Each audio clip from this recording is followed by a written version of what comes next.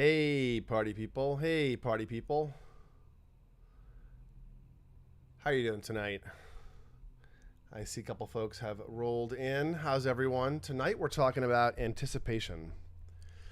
Welcome to Monday evening Neurofeedback and Chill. We're going to get into the topic tonight, I think. I see a few folks rolling in. I see the chat here. Let me put this where I can see it a little over here. I think managed to get the YouTube working with audio and visual right away. So let me know if you can hear me and see me. I see we have Joran. Hello, nice to see you. And Guy Soleil is first and second. You guys got that first and second badge. At least Joram does. That's nice. So I have a few topics that I wanted to go into tonight, and those of you who are live will get to see a hint of something brand new. Thanks, Guy, for confirming the audio and visual. That's great. And TT as well. Thank you. Nice to see you. Hope you guys are all having a great night. So, hey, Joe Barr. Nice to see you. And thanks for the audio and visual check. So we're getting good 5x5 all around, it seems. That's wonderful. Okay. So tonight we're going to talk about anticipation here. Look, just for fun, let me throw up the image of my book, which image is this? Let's see, not that one. That one, okay. So this is one thing we're anticipating. So I'm just going to stick it right there and put it off to one side. Cover my mug. You don't need to see me twice. Let's get that resized a little bit. So I thought a little bit of a joke, talking about anticipation when I know some of you are anticipating this book coming out. And if you are, it's not quite done. I've actually reached the point where I'm sending it out to some podcast hosts to read, doing a final proof myself. I expect to announce pre-orders next week. And at that point, I'll have 100 signed copies for those folks that want to buy it from the website directly. You can go to giftedandtortured.com and sign up for the pre-release announcement list. And either way, I'll let you know when it's available to buy on Amazon. But I am going to create 100. I'm going to buy 100 author copies and sign them. So if I end up famous, maybe buy one of those. So let me grab my notes for tonight.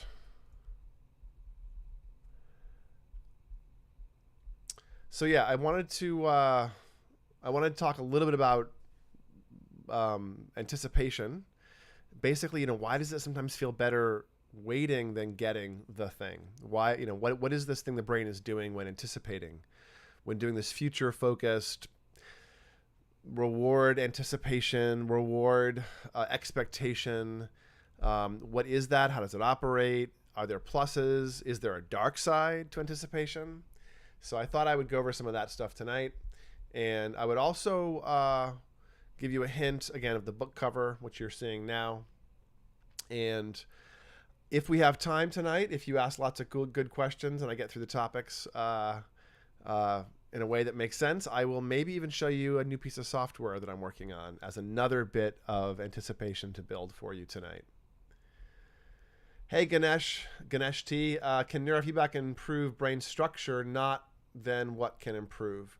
I believe so, yes. I'm not sure if there's been studies on it, but we do see studies on plasticity and on meditation. Things that support plasticity will generally make the brain structure change. And we also know that we have forms of neurofeedback where you can do coherence training through different white matter networks. So probably is the short answer. You can certainly get changes in brain function. I'm not sure about deep structural changes, but I would expect so. I just don't know if that literature, if the research has been done to look at deep imaging studies. We also don't know what is typical often for imaging. So really what we need there is longitudinal, studies, and those are, very specific questions being asked. So probably, again, is my answer, but I'm not sure. Hey, Radar, nice to see you tonight. And this is the Sonia. Hello, Sonia. You guys are all rolling in. Love it. So, again, sign up for the book release announcement list if you like. Go to Peak Brain and sign up for discount brain maps if you like, $250 in any of the Peak Brain offices in the world. like the video, subscribe to the channel, give me some love in the YouTube algorithm, sacrifice some of your attention to those gods. Tonight though, anticipation. And if we have time again, I'll show you a little bit of a neurofeedback software package later on. So again, why does it feel better to wait? You know, like on vacation, you're anticipating going away, but then when you're actually on vacation, sometimes not so much. Your brain's not really a reality processing machine, is the short answer. It's a prediction machine. So anticipation is where it sort of dumps most of those resource chemicals, because your ability to predict appropriately is the difference between pleasure and pain, life and death, survival or not, passing on your genes, etc. So we are prediction engines. We are pattern matching and predictive algorithms. And we actually figured out how shocked we were when we taught computers to be language predictive algorithms. They suddenly sounded a lot more like humans. So that should tell you how much we are those things. We are those predictive machines. Not just that, though. Tonight we're talking about dopamine, dread, excitement, and why your brain lives in the next 5 seconds. Not in the present moment, but in the immediate time you're about to enter. This is sort of the neuroscience of anticipation tonight. If you haven't met me, those folks that are rolling in or watching later on, I'm Dr. Andrew Hill. I've got a PhD in cognitive neuroscience from UCLA. I'm the founder of Peak Brain Institute, where you can get your brain mapped and learn more about your brain as it pertains to you specifically. All right, let's get into it. Well, let me stop and answer questions, because you guys are always full of questions. And then I'll get into it. Oh, just some hellos. Great. Hello, everyone. All right, so kind of hilarious. I'm doing anticipation when I haven't yet released this book you're waiting for, but there it is. Let's talk about what anticipation really is in the brain. First of all, dopamine is often brought up, and people don't, I think, always understand what dopamine is. They think it's a pleasure hormone or a pleasure neurotransmitter. Not really. It just encodes the information salience, or the information, the sort of cost versus benefit equation, by encoding what's happening in the environment through learning. Let me back up a little bit. It's not a reward chemical as much, but it is closer to a chemical involving things like pursuit, learning, motivation. It's really the wanting signal more than the pleasure signal in some ways. So the landmark finding, Wolfram and Schultz did some work on dopamine prediction errors. This goes back to late 90s and has been refined since. When a monkey first gets an unexpected juice reward, dopamine neurons fire at the moment of reward. Makes sense, right? But after the monkey learns that a light going on predicts the juice, the dopamine responds to the light. This, of course, is classical conditioning, Pavlovian conditioning. But in this case, using dopamine as the signal, you're able to transfer that reward. By the time the juice actually arrives, dopamine's already fired. So what does that mean? The reward itself is actually producing not as much of the reward signal. It's the learning event about the reward. And this isn't just that direction. There's I forget who the researcher is, but there's research on honeybees that show you get neurons firing more tightly together when they identify a flower, let's say, that has nectar. And the expectation prediction starts to build up, where they end up having a certain firing rate of that neuron when they get the nectar they were expecting, a dopamine hit, if you will. And if they go to a flower they expect to have nectar and there isn't, you actually get a negative signal in that signaling, in that craving, that reward signal. So this is starting to get into the idea that dopamine is not pleasure so much as it is the wanting or the learning around the information as you acquire it. So not just bees and monkeys, also in humans. Hamid and colleagues in 2022 published a study using simultaneous PET, positron emission tomography, and fMRI in 81 humans. They showed that the ventral striatal dopamine release was associated with reward processing, and particularly with optimal learning from prediction errors. Greater dopamine release meant better than expected outcomes and more adaptive learning. So Schultz's animal model holds up pretty cleanly here. You know, once you learn that something predicts a reward, the dopamine moves to the prediction.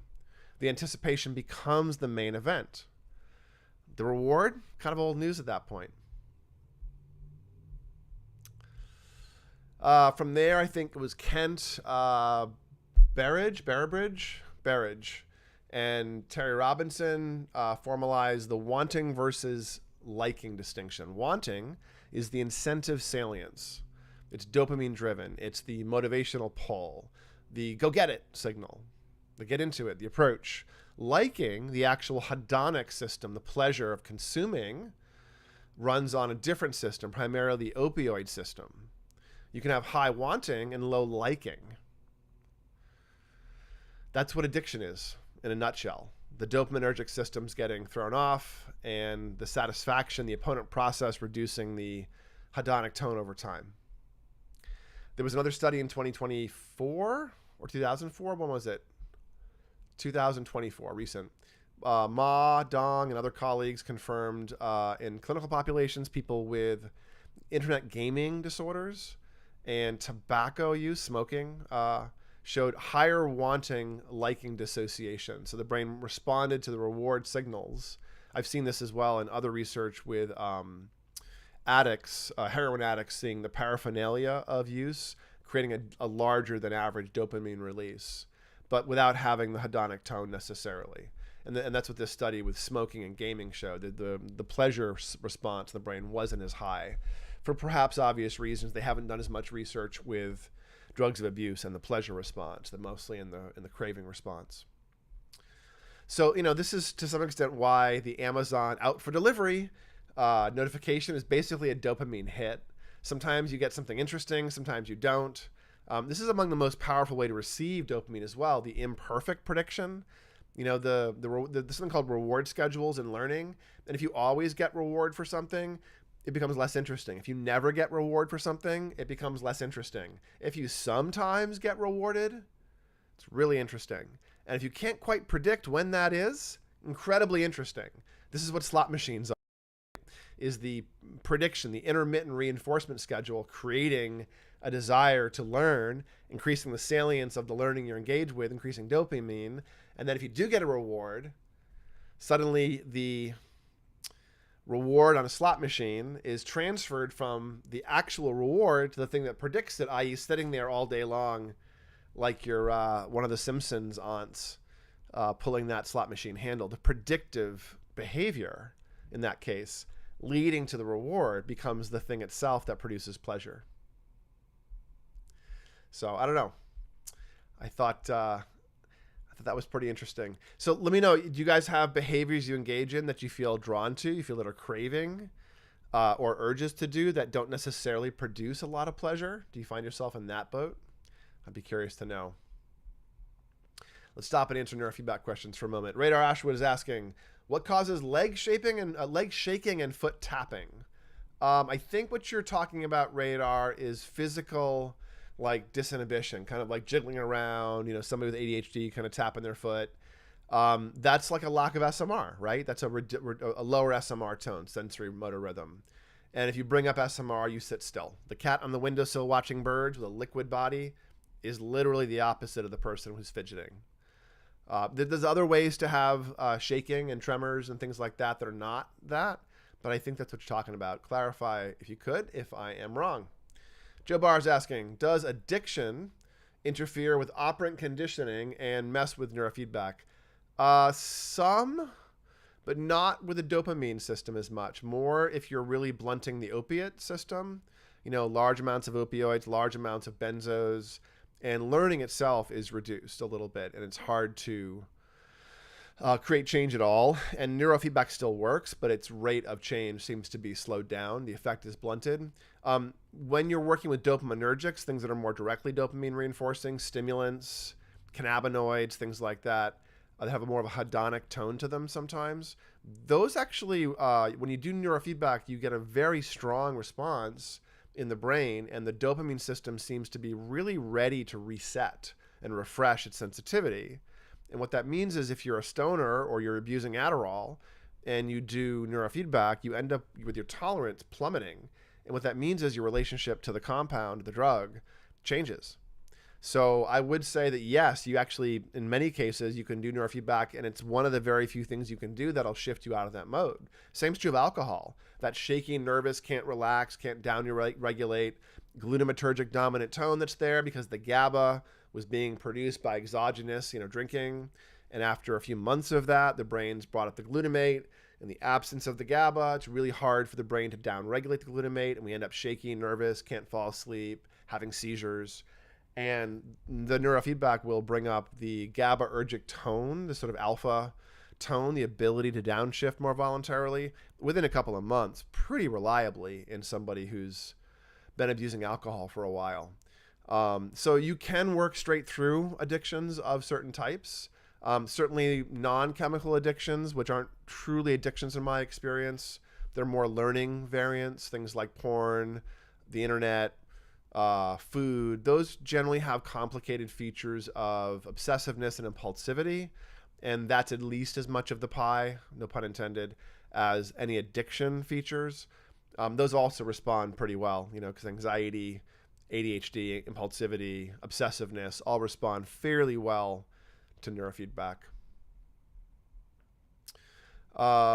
Radar is asking, yes, that's what I mean. Is SMR supposed to be a certain percentage of the EEG? Not supposed to be, typically is. If you look at a QEEG, you can see if someone's SMR is in the typical range. It's more the ratio of theta to SMR will create motoric disinhibition if somebody's got low amounts of low beta, higher amounts of theta on the motor tissue as it runs from ear to ear, the sensory motor strip. Then they'll be a little wiggly, a little disinhibited. And it's the ratio of it's a high theta relative to lower SMR, basically. But higher SMR, typical beta, you tend not to have that feature. And so you can get a body stilling effect by training SMR up on C4 or CZ. Hey, Ilya, nice to see you.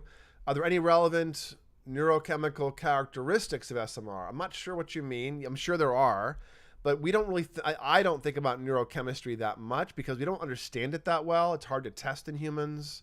The downstream products are hard to test. If you do urinalysis or spinal taps, you're just not getting a clean read on what neurotransmitters are.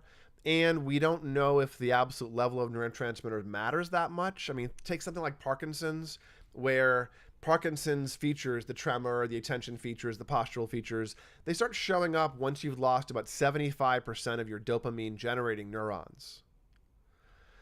Up until that point, the brain's tuning around that absolute signal loss by changing the sensitivity of the receptors and the senders. And that means that you can actually tune around a ridiculously wide range of absolute neurotransmitter concentration in your synapses. So I don't know that the neurochemistry here is as important. What I will say, Ilya, that's probably relevant is that we have some theories that SMR affects the nuclear the NRT, the thalamic reticular nucleus that wraps the thalamus in a web, and all of the cortical thalamic and thalamocortical cells that traverse do it through the NRT, and the NRT synapses on all of those TC and CT cells, and all of those synapses are inhibitory. It's a gain reduction system, essentially. And we believe that system's GABAergic, and SMR seems to improve its tone. This may be how it improves seizure propagation or reduces seizures by raising the seizure threshold. We're not sure, but that's a theory about SMR. Lots of questions. I love it. Keep them coming. This is the Sonia. To what extent could neurofeedback heighten alpha frequency? Is there any age limitation for it? Great questions. The short answer is the technique itself, you can bring alpha up. The longer answer is you often don't want to. Alpha directly manipulated tends to rebound or do weird things. Often it's better to kind of like act like you're curling at the Olympics and sweep out of the way and let the alpha move into that space. You can bring the alpha up. I will say that in children, manipulating slower frequencies is a little bit more risky and tricky. And you can create manic, silly, manic moods basically in children if you train the alpha up too fast fairly easily. You can also train the frontal lobe theta down too much and create something very similar. So in children, you must be careful manipulating some of those deeper frequencies. The C strip is more straightforward than training frontal lobes all the way in the front or all the way in the back. You can, and if the person has that need, what I would say the longer version of this answer is, it all depends, and you generally want your alpha where you want your alpha, not at some arbitrary number. And you can see that it's off based on other patterns. As you feel better, it moves up into a good speed. Yes, you can goose it, but you might not want to. What I find is that around 1.5 standard deviations is about as fast as you want to be as a fast person.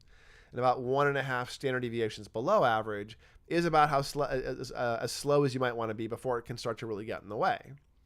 And, statistically speaking, 1 standard deviation plus or minus would be considered unusual. I find that plus or minus 0.5 is not noticed at all. It looks typical.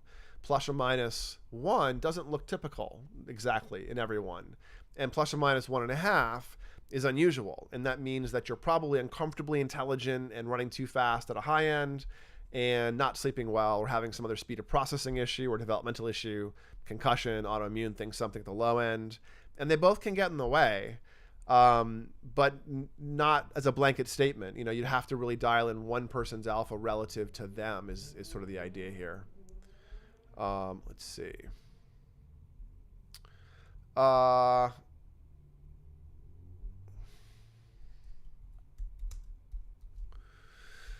Let me go back to those topic questions or the topic statements for you. All right. So if dopamine is not the pleasure hormone, if it's really the engine of go get it, what brain regions are involved? What's running the anticipation simulation? Well, the ventral striatum, that's the yes circuit. It's involved with all kinds of things, including emotional perception, pain perception, addiction. It's the nucleus accumbens, very dopaminergic tissue, and it's the region most consistently activated during reward anticipation. Brian Knudsen's work with monetary incentive, it was a delay task. We had to sort of, think about delayed gratification, essentially, with using money. You can similar things in some card sorting tasks. The anticipation shows up, the brain signal shows up when you're anticipating the gain, not when you get it, basically. So we have the striatum. We also have the anterior insula, the circuit. The insula is your interoceptive hub, the sense in your body of like, something's a bit off. It's your brain's a map of what's happening in the body to a large extent. But that means you're feeling your gut. You're feeling your gut sensations with it, if you will. Heart rate changes, muscle tension, the gut itself, the visceral signals that are largely non-cognitive coming up into cognitive space. There's sort of a cingulate involvement here, the vagus is involved here, and the enteric nervous system throughout the gut might be involved. And the insula activates here with both positive and negative anticipation. But it runs especially hot during dread. So on a QEEG, you'll see that the right front corner of the brain is lit up stronger in beta waves or reduced alpha, which is a similar phenomena, when someone's experiencing a lot of negativity. But when the right front corner is lit up in theta, it's disinhibited. And that negativity circuitry, anterior insula, right prefrontal cortex, dorsolateral PFC, these areas, when they're disinhibited, produce a sense of overwhelm and a sense of fear and a sense of dread for a lot of people. And that's what you can see almost as a negative anticipation of things going wrong or being overextended or being negative. So part 3, prefrontal, and that's really your time travel circuit. That's what holds the future in mind. It's the region that maintains a representation of your behavior. And without that functioning well, you can't sustain anticipation, but you also can't hold and plan for steps that are 5-10 seconds out. Kind of directly related to ADHD, one of the core features here is dysregulated temporal bridging, holding the future consequences in mind while making decisions right now about what you're doing. Placida and Shares ran a meta-analysis of fMRI, looking at anticipation tasks, and found a medium effect size in ventral striatum area during reward anticipation in ADHD. And it was consistent across adolescents and adults. We don't grow out of ADHD as far as we can tell. And the anticipation circuit was literally quieter. So if the PFC doesn't sustain anticipation, then the salience of what you're supposed to do next might drop away. Makes it hard to follow through or initiate tasks, perhaps. Next node I've already mentioned is the anterior cingulate. That's the CEO of the brain that's holding our thoughts in our mind, letting priority through, letting value through, letting the stream of thoughts through, reconciling the approach versus the avoid on the left versus the right, helping yoke in the activator or the stabilizer on the left and the supervisor on the right for the gas versus the brakes. So these are all kind of preparatory circuits being brought in by the anterior cingulate. Let's see, I can see some questions building up. Let me grab that. Sorry,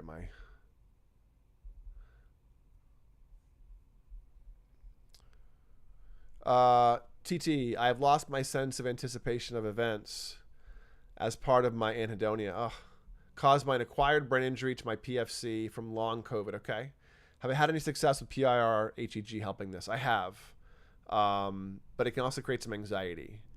TT, what I would say is yes, but you might get just as far doing things that bring up plasticity and healing, doing alpha thetas, eyes closed alpha training, things that regulate sleep. You might get just as far. And if you are going to bring up the hedonic tone, so to speak, I would say doing more work on this left front corner. If the right's overactive, relax it. But otherwise, the left front corner, FP1 beta, F7 beta, F3 beta, those will often do more for lifting, a little buoyancy than many other protocols. Or you can do frontal asymmetry training, left minus right, sorry, left plus right over left minus right in complicated protocols. Those will do ratio trainings essentially, which you can set up in Eager or other software packages.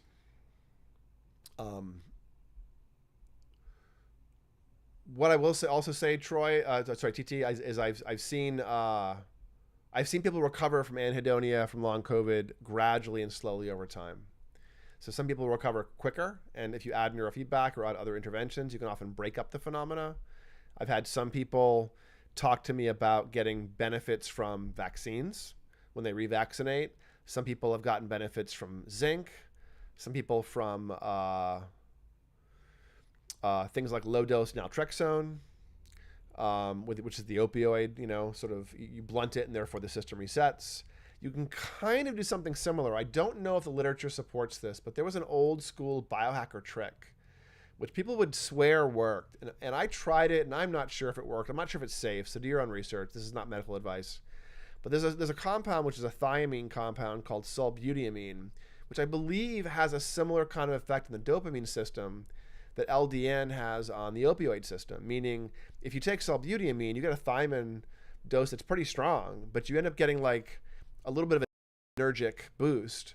And because of that, you end up like, other way around. You end up blunting your dopamine system a little tiny bit. And over several days, the idea is that the dopaminergic receptors get more and more sensitive to listen for the dopamine you have. And then when you go off of it, you feel better. That was an old theory in the biohacking space that may be true. Take it with a grain of salt. But that hormetic stress perspective to wake the brain up does seem to work across a bunch of things. So my hunch is you'll find something, TT, that helps you wake up those tissues. HEG might do it, but either the PIR version or the NIR version or Mendy, but I'm not sure. Yeah. So let's anticipate more discussion. We have the anterior cingulate, and that's really helping us with like excitement versus the anxiety. If you're hyper focused, but it's positive, that's excitement. If you're hyper focused, then it's overwhelmed, that's potentially anxiety. So all of these areas seem to be involved in both good and bad variants of what we're talking about. Anxiety, negative or ambiguous valence, high uncertainty, something bad might happen, I don't know if it's good or bad, etc. The insula and the amygdala dominate, threat anticipation, avoidance motivation, etc. The ACC is screaming because the predictive error signal is maxed out. You can't resolve the uncertainty. But excitement, positive valence, moderate to high certainty, something good is probably coming. The striatum dominates. Reward, anticipation, approach motivation, getting into it, getting excited about it, that kind of thing. But these are overlapping areas, really, really seriously overlapping. Try this if you want to. Right now, think of something you're excited about. Now think of something you're worried about. Both pulled you out of the present, didn't they? Into sort of a possible future, out of your body, out of your moment, and into sort of a visceral state. Same circuitry. So in the book that I'm releasing in a week or two, in Gifted and Tortured Language, this is what the lifeguard in the back, the posterior cingulate, the grumpy old man on the right, those brains can get stuck in negative anticipatory loops. The same intensity that makes certain emotions vivid and powerful also makes dread vivid and powerful. And the stabilizer supervisor circuits in our brains, those chase novelty sometimes. And anticipation is like oxygen to those tissues. The prediction of something happening is very, very interesting. So this leads us to the most important truth, maybe the most annoying truth about anticipation. It's often better than the reward. So it's a three-hit combo here. One, hedonic adaptation. You normalize after getting the reward. You don't have a lingering period of reward. So as I said earlier, the learning signal transfers to before the reward. Two, you start forecasting or thinking about what's going to happen with errors. You underplay the cost, you overplay how rewarding something's going to be, and that erodes the learning loop of getting the reward and then repeating the behavior. So even positive things that you overvalue or overstress about end up creating behavior that's less engaged. And then we have the neurochemical shape, where anticipation is a sustained ramp. Dopamine builds over time as the predicted reward approaches. It's a timing signal. And the receipt of that reward is a burst then followed by a drop. And the sustained ramp of anticipation can deliver more total dopamine and more information than the brief spike can. And I would say if you flip this into things like procrastination and dread, the same is true. You can spend more effort feeling the aversive dread than you will after feeling the relief of getting something done or the effort of doing something. So dopamine versus reward. These are important ideas to think about. So let me give you some tools to work on this stuff. One tool is some deliberate savoring, a mindfulness practice where you can just work on the anticipatory experience itself. Don't just book a trip, but plan the details. Think about it deeply. Imagine yourself in the place. Don't just eat the pint of ice cream. Think about the ice cream. Maybe make your own. Maybe, go after the highest quality. Be a gourmet, not a gourmand.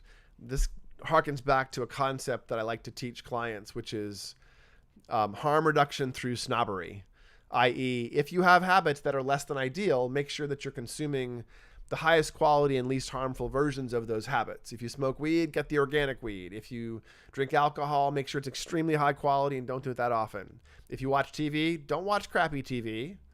If you eat ice cream, don't eat crappy ice cream. You know what I'm saying? Like better living through hedonic selection. Be specific and create rituals out of your hedonic exercises. Don't just binge on ice cream. Make it a ritual. Make it a process. Savor going into it, not just having it. And then you'll create a different relationship with the reward reinforcer. Tool 2, micro milestones. If dopamine fires at the predictive cue, create more cues. Break big goals into smaller goals. This is why it's hard to do big things, but making lists of things and breaking down tasks, you can move through them. The reward is easier and reinforcing that's easier with small micro goals, but the resistance is also lower. So, it fits both sides of it. Third tool, convert vague dread into specific plans. Sometimes worrying about a thing, you don't have to do the thing or engage with it fully, but if you sit down and game it out, frame it out, outline it, figure out what you might need to do, when you need to do it, visualize what the tasks are, visualize the actual shape of it, the dread can go away because you actually see that the uncertainty piece of it. You're worried about the presentation, the talk, the ask, the whatever it is. There's a lot of uncertainty when it's amorphous. But if you can break down the details of it, you end up with the ability to move through that resistance. Tool 4, notice when you're moving out of your body, out of the present moment into a more fearful space. And then tool 5, neurofeedback. If you're dysregulated, do neurofeedback on these tissues, on the anterior cingulate, posterior cingulate, right TPJ, even the insula, you can do neurofeedback on. So in short, in closing, your brain does not live in the present. It lives in the next few seconds. And dopamine is not reward, it's wanting. It fires hardest at the prediction, not the payoff. So excitement and anxiety share circuitry. The difference is whether your brain is predicting something good with reasonable certainty or something bad, or worse, something ambiguous. You can't stop anticipating. Why would you? The question is whether that prediction machine is working for you or tormenting you with the fan fiction. All right, if you want the Gifted and Tortured book announcement, links in the description. If you want to understand your brain, come see it at Peak Brain. We did run through our topic pretty quickly tonight. Let me stop and answer any more questions. People are just saying hi still. Great. So let me see if I can share something with you. I don't know if this is going to work. Let me see. How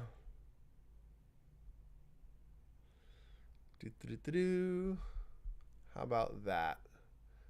Yeah, that worked. This doesn't need to be open though. Close that. All right, so let me put myself back on the screen though. There I am. All right, so let me show you something. I've been building stuff. Here's some new software I built. It's called Metis is the code name. And it does actually work largely, but it's still very much in alpha. And I need to spend some time debugging it. It's going to probably take me a couple of weeks to finish out the debugging. I think I have the HEG working, but I'm just going to pick, let's see, do I have an amp running? Yeah, the Wiz is plugged in. Is that going to work? It will. Let me grab my HEG headset, which is currently plugged into a Wiz device. Is that right? Let's see. There we go. All right, so this is HEG. It's just temperature, essentially. Let me put my software in HEG mode. Okay. Okay, so it says uncalibrated. So I'm going to set the baseline. And I'm going to hit play. And I think the audio is going to come through here. Oh, I have to unmute it. Let's see. Oh, disconnected. See, it's still buggy. Let me try that one more time.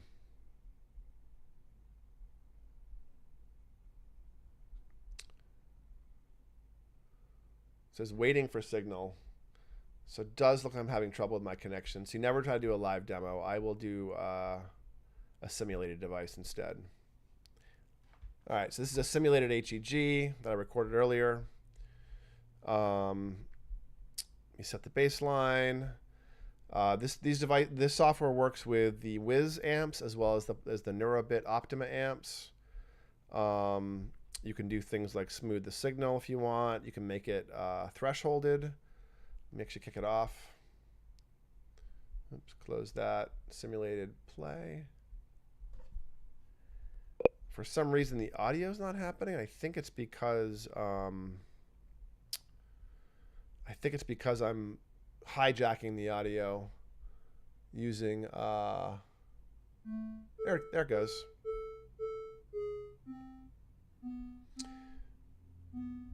You guys can hear that now, I'm guessing. Kind of beeping at you. If you notice, it only beeps when you go above the threshold. You also can turn. Oh my! I'm covering that up. Let's do this.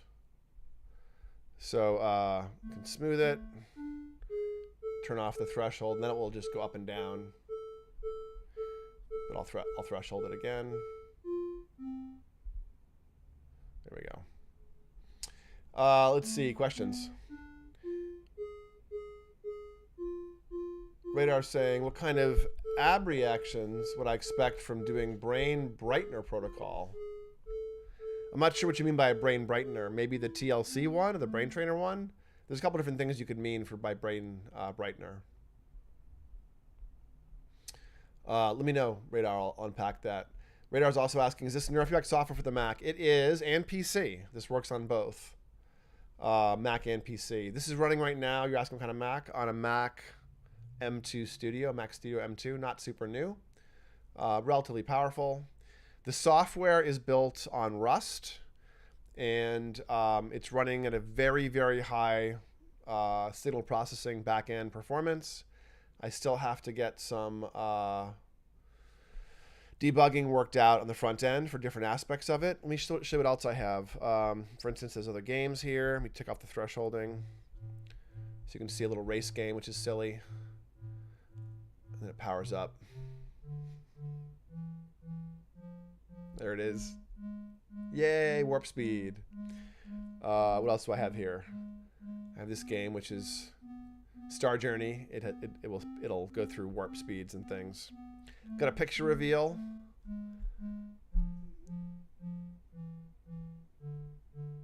So every half a second. Right now it's based on time, not events. So you can also do this, threshold it.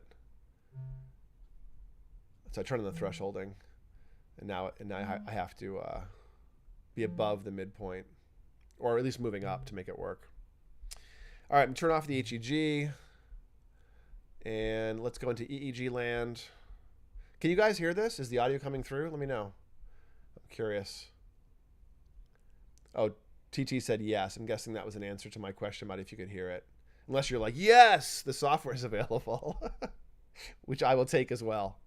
Let me show you some of the EEG. We also have HRV, which is kind of cool. So it's got a breath pacer with different breathing styles under here. And you can do breath pacer as a ball or as a little thing. And then we also have our EEG. Let me put this into a different protocol page. I'll just load that one. You can do all the protocols if you want. I'll show you where they are. They're all right here. So you can, start alpha theta, let's say. Run it now. It brought me to the alpha theta screen. Let me hit play on that. So there's some water sounds coming. I'm having some trouble with the reward event, so it's not actually working properly yet. But you can see I have soundscapes. There's water. There's the fire or forest. There's a fire. And these all have different audio sounds on top of them. Or we can go into, pause this, and go into a non-alpha theta. So here's our, play it again. Here's our trend lines showing change across time of our frequencies. So the thresholds are kind of working. You can open up the panel here if you want to see the spectral display. You can open the bands up there if you want to see the bands. You can do a bit of advanced stuff here. This is not popping up in the right place to change some of the real-time settings. So you can change games in real time. Little Pac-Man. Here's power balls, power spheres. And so, you guys will recognize the metaphors here. A lot of the games out in the field use similar metaphors. Here's a picture reveal game, which isn't working all that well. I have some problems with the thresholding in my protocol. Oh, there's 2 audio tracks too. Yeah. Here's this version of the Star Racing game, or the Star Journey game, or Brain Driver. So if you always wanted to live in Tron land, you too can go and be part of Tron. I shouldn't say that, or Disney might want part of this. This is not Tron. This just happens to be inspired by 80s video games. We'll just say that. And I have Brain Flyer, which might need some work too. So these are all the games that I built thus far, plus the alpha theta, and that is it for the software. So let me bring the other screen back up, and I'll answer more questions. Radar, that's awesome. Did you use AI to help you code it? Claude, I did. I use Claude a lot, actually. Yeah, I use Claude to help me plan out a lot of the Rust and a lot of the signal processing especially. There's a lot of math in neurofeedback, and I haven't quite finished the math, but it helps that I have a PhD studying neurofeedback. So I've sort of made this feature complete with what I need, and I'm going to start adding features to it shortly. Well, once it's working more fully, then I'll add things like, I don't know, complexity training, entropy training, or more complicated protocols that are more experimental. But right now it has a fair amount of feature completeness with, something like a BioExplorer. It's probably not quite right now as good as Eager, but my goal is to make it an Eager, equivalent. And we're gonna release it for less money than most of the software packages out there. So that'll help a little bit. It'll help bring costs down. Joe Barr is asking, very cool. Did you get drivers for the Neurobit Optima working? I did, yeah. I built a driver on Mac and PC. So, I mean, there is a DLL for PC, but I had to sort of recreate the drivers for both on Mac, and then I created a brand new version of the Neurobit driver for Windows because the only thing that existed was the old BioExplorer stuff, basically. I mean, thankfully, both of the amps will mount on standard USB, FTI chips, whatever it's called, and they're fine in terms of mounting. The hard part with these devices is knowing what the innards are doing, the statuses, the baselining. I mean, the Whiz amp has so many internal modes, it's ridiculous. You can do so much with the Whiz amps. It's a shame that you can't get them anymore. But there's thousands and thousands of Whiz amps out there, and now there'll be some software out there that can support them beyond just something like Eager, which is a little bit spendy and sometimes not as accessible for folks. And also Neurobits. There's thousands and thousands of Neurobits out there, and you can still get Neurobits from Heinrich. We can get you one. Those aren't that expensive. But my goal is to get a software and hardware package out for about $1,000 total, maybe just over. And if you added HEG and HRV, I want to get it out for about $2,000 total, software and hardware.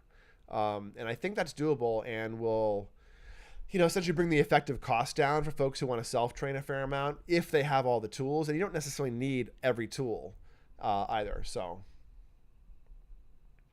let's see. Jayhan, nice to see you, Jayhan. If you can tap into the Mac users, that'd be a significant market, I think. Yeah. I mean, that's why I built it Mac first. I'm developing on Mac. I'm compiling on Windows. Right? It already works today with drivers and with iffy training that I have to debug for a couple of weeks.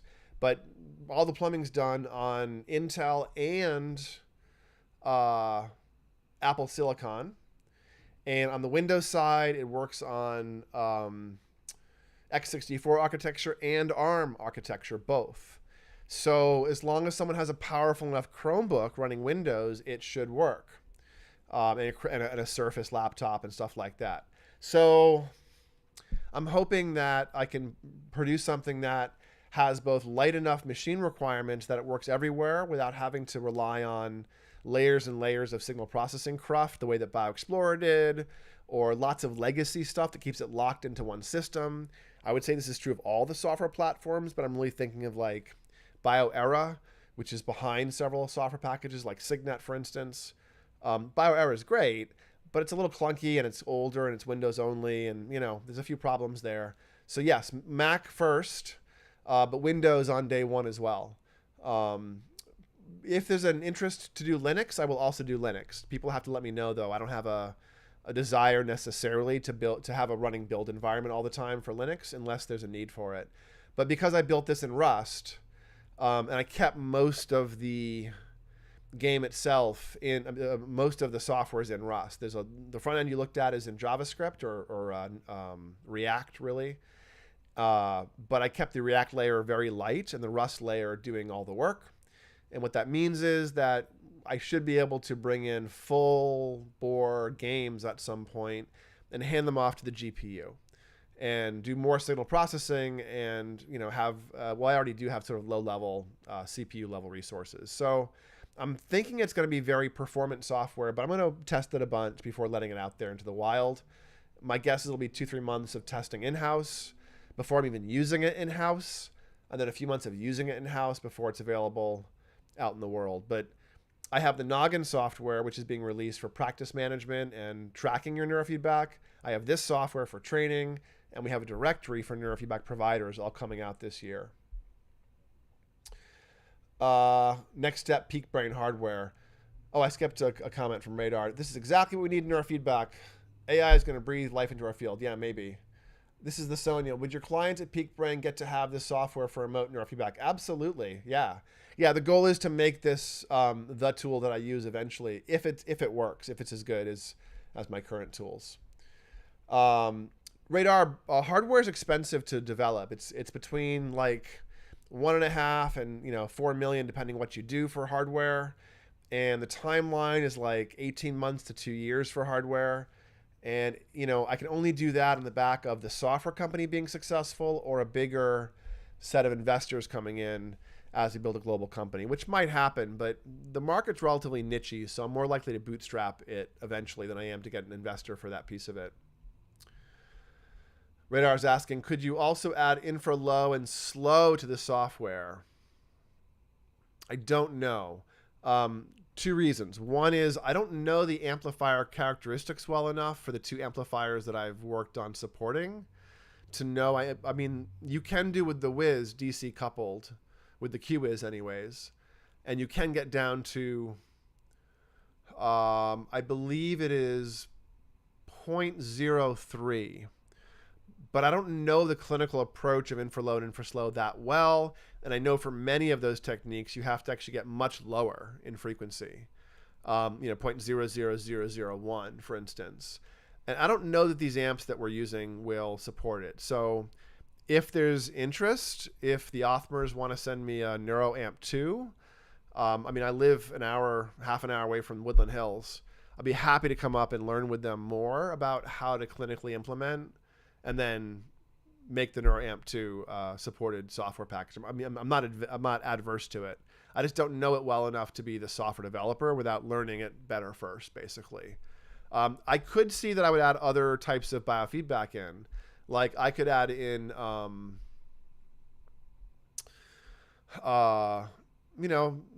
GSR, biofeedback. I've also realized I can do HRV, not just with an HRV ear clip, but I can do it with an NIR HEG sensor. So if someone has an NIR headset, you can use it for the HEG of that flavor, but you can also do HRV with the NIR headset because you can extract the pulse from the light changes.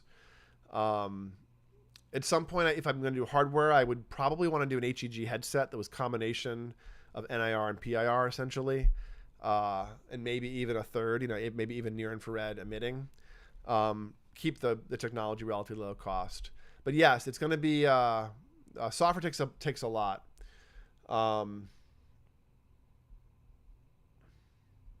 This is the Sonu. What was the Neurobit Optima a sub for those sensors and glues? No. The Neurobit Optima is just here. I have one over here. It's plugged in. It's just this thing. This is the Neurobit Optima. It's a 2-channel, this one. And this is a plus, a Neurobit 2 Plus. And here's the auxiliary port. And this is what you plug the HEG into, basically. And then you, of course, use EEG right there. And then it connects via micro USB. I believe that the amps now are using USB-C. But this is a micro USB, which is the old version, I think. I might be conflating them with the CGX amps that went from micro USB to USB-C. These might still be on micro USB. Anyways, these are the amps from Poland. They're pretty good. Here's a QWiz, about the same size. Here's a 2-channel UWiz, which is pretty good, but the 4-channel is better because the 4-channel will have the HEG input on the butt, which you can use for PIR HEG. But being them in Los Angeles, I should really call Jonathan Tumim and see if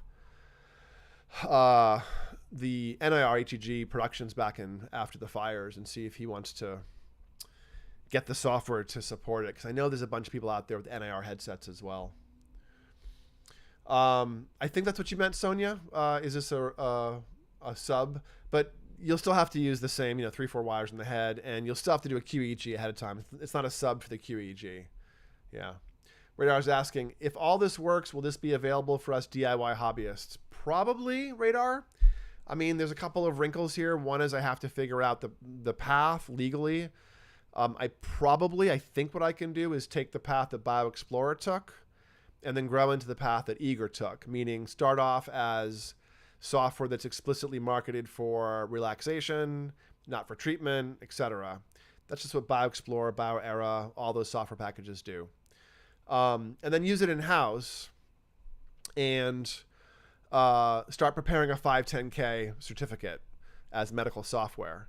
Once it's 510K, I believe that the restrictions are in place where it can only be sold once someone's been trained on it or sold through a clinician. However, I don't know that we need to necessarily keep it quite so locked down that way, the way that Brainmaster and Eager and those software packages are. I think there's other ways that we can make the software available without having a full clinical license, so to speak. The short answer is we will find a way. And at worst, Radar, Peak Brain will be providing it as supervised clinicians. So will you be able to buy the software just as a one-off purchase of software? I don't know, but you'll definitely be able to get it from me, even if it's to, like, you know, use it in early beta modes and play with it and give me feedback on it. So, you know, at some point in a couple of years, my guess is it might be hard to purchase. You'll have to go to a therapist to get it. But I also kind of think that the regulations might shift around some of this stuff and become a little bit easier. We're still navigating that. That's all about the 510K certificate. We may decide, like BioExplorer did, to never pursue it because the prosumer space is big enough and the clinical space can use prosumer software and not necessarily vice versa. So it really just depends on how much we end up creating software we think needs to be 510K certified.